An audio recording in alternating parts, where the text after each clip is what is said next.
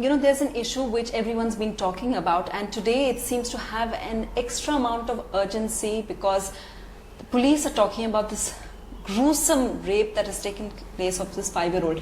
Now, what's concerning people is that the police are saying the two accused, are watching pornography on their cell phones, and they seem to believe that it would have triggered them. That was one of the factors triggering them to go out, look for this child who was, obviously she's a neighbor, she was an easy victim, and then cause it. Now, as someone, you're on Twitter as well, Milind, as someone who's, kind of deals with these issues of internet pornography keeps coming out, do you think there is a link?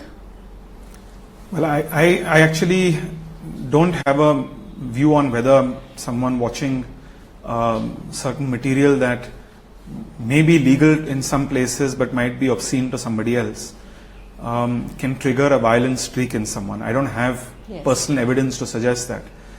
But I think since we're on the topic of whether pornography can lead to violence and atrocities against women and children, we in the Ministry of Communications and IT, if the government decides to censor it in some ways, we will implement that. We'll have to find ways to do that with the internet, with technologies, etc. But in terms of a larger debate in India on whether pornography leads to violence, yes, I don't think anyone should have a knee-jerk reaction and just say it does and let's ban it. Because we are a liberal society, we don't want to get into the space of censoring content. And I think that the best people who can answer that are really people like social scientists, psychologists, sociologists, who understand the correlation between watching something like that and it leading to violence. Last week as well, Supreme Court, one of the lawyers, there's a petition now, and the Chief Justice of India is now hearing that petition. And that petition seemed to suggest, and it gave a lot of figures about internet pornography and things like that. They said there's a direct link. Now, they have now given notice to your ministry, to the Ministry of Information Broadcasting. Is that a tricky area to go into, do you think? Well, not really. I think if the Supreme Court or the judiciary takes a decision and passes an order which we have to follow, the government has to follow, then we'll obviously do that. But I just believe that these kind of things, because again, I go back to my experience when I was a student in the US. And I remember, and even now it happens even of late, whenever there's a gun-related crime in the United States, and especially a young person who's gone out and taken his father's firearms and fired in his school, they always open up a certain debate about whether a certain kind of genre of music is encouraging gun violence. You mean like rap and things like that? Maybe back in the day they were seen as gangster rap and things like that. And then whether violent video games are leading to gun related violence and whether they should be banned. Now, as far as I know, they've raised the bar in terms of what age groups can watch those video games, can play those video games. So I think most of the violent video games are only allowed for people who are above the age of 18, who are adults. So that's a decision they've taken. I'm sure they took that decision in consultation with, again, as I said, social scientists. And I think that's how we should move about it, because again, coming back to the larger thing of controlling, censoring content, whether it's on the internet or off the internet, I think what kind of content should be censored, that requires a much larger debate. If somebody is obviously posting content that can inflame, create anger between communities, can which cause has communal been a tricky violence. Area for the government. Those, I don't think anybody really is, saying let that be online, let that be offline. Generally, there's consensus that should be removed from the internet, and maybe someone should pay a price for having posted that content. But in the area of pornography, what is the correlation between watching pornography and leading to violence? That I think needs to be explored much further. I'm not a social scientist. I'm not in a particular ministry that can pass a judgment on that. But if you ask me my personal opinion, I do think we have to find ways, given the fact that it's so prevalent on the internet, to maybe keep it away from children. So children should definitely not have access to pornographic material. Now, how do you do that on the internet? I'm sure we can find ways to improve technologies.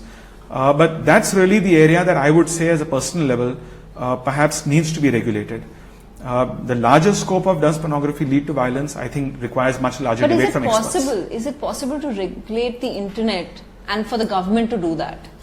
Well, it is difficult. There are proxy servers and there are ways of going beyond that. And even if a country has domestic regulation, the internet is still largely a global medium and a global platform where people can access information, share information. But perhaps I think, Sunitra, we need some consensus as a society in terms of, does pornographic material firstly cause violence? Once we establish that it does or it doesn't, then we can find out ways and methods of, curbing it or controlling it. Your government actually, got a lot of, like I was reading up on that, and a lot of people felt that, when one instance is this popular thing which India, some people developed called Savita Bhabhi, which was an Indian pornographic comic material, and the MHA went ahead and banned it. And some people felt, why is that? Why should that happen? If consumption of it is not banned in India, why should that happen? Well, as I said, I'm not in a position I'm not in the ministry that decides what to ban and what not to ban. We in the Ministry of IT and Communications often get flack for deciding what to ban, but we actually never decide something should be banned. We only follow orders from different ministries. Okay, so the MHA will decide that. And we provide technological inputs to different ministries. Yes. But personally, I believe that all content, whether it's a book that is perhaps talking about a leader that's revered by thousands and millions of people in India, whether it's a controversial form of art.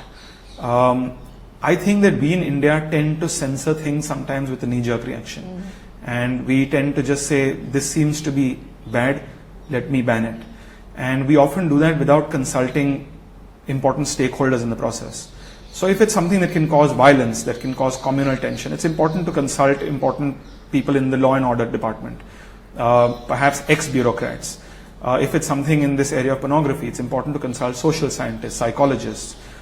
They need to actually tell the government whether banning pornographic material is the solution, or whether improving, getting people to debate this issue, sex education in their homes, in their families, is the solution. Personally, my personal view is I would tilt on the latter. I would say that the government can do only so much. The government can initiate important legislations. In the case of after Nirbhaya's case, we did do that in record time. The police have to, of course, enforce it, be more responsive, be more accessible. The judiciary, of course, has its work cut out for itself, has to deliver justice as soon as possible, try an accused as quickly as possible. But I think one thing that we don't seem to be talking about is what are we as individuals and what are we as a society doing within our own homes? What are we doing within our own families? You mean to change the mindset of To change rape? mindsets, to change mindsets in our workplaces. I often hear in New Delhi, because I come from Mumbai, I often hear the debate of, there's different, it's a confluence of different people from different parts of the country, and there's a moving population, and that leads to people living in shanties and other things that causes this. But I still believe the crux of the problem really comes down to what are we doing within our own homes, within our own families. And again, coming back to the analogy of the US, whenever this debate happens with gun control, today in the United States, you're looking at a debate where they're actually looking at banning guns altogether. After Although a they recent seem very incident. far from doing But that. perhaps, but I fundamentally believe that, of course, you should curb how accessible firearms are in the market. But in the end, it ultimately comes down to what you're doing within your families and your homes.